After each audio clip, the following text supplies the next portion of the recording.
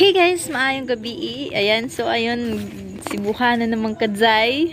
Magandang gabi, maupay nga gabi. Ayan, so pauwi na ako galing sa work. So, welcome back to another video. Ayan, welcome back to my vlog. So, ayan, nandito tayo ngayon sa Sawang ng Borongan. Ayan, meron lang ako pupuntahan at meron lang po akong bibilhin. So, just keep on watching na lang po guys. Traffic po guys. Ayan, punta lang po ako dun sa may bilihan ng sabon kasi wala na po akong sabon. So, ayan guys, ito po yung ginagamit kong sabon. Ayan, Kujik po.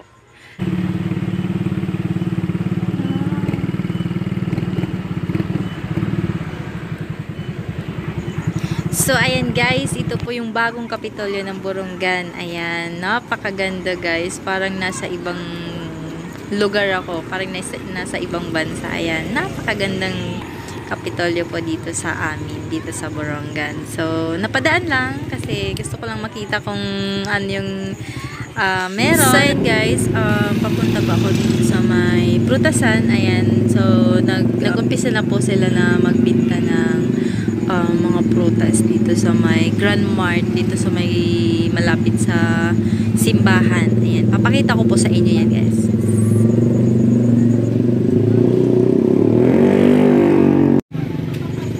Ayan guys, oh, so maraming pagpipilian. Ayan, ang ganda tingnan. Ang daming mga orange, tapos mangga. Ayan, mga iba't ibang klase ng prutas. Kaya, kung gusto nyo pong bumili, ayan, puntahan nyo na lang po yan dito sa may simbahan, sa likod ng simbahan.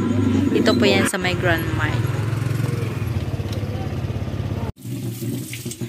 So, ayan guys, ayan po yung nabili kong prutas. Ayan, paborito ko po ito, yung grapes. Ayan, sa mga gustong magregalo po, tumatanggap po ako ng grapes po na regalo. Ayan, joke.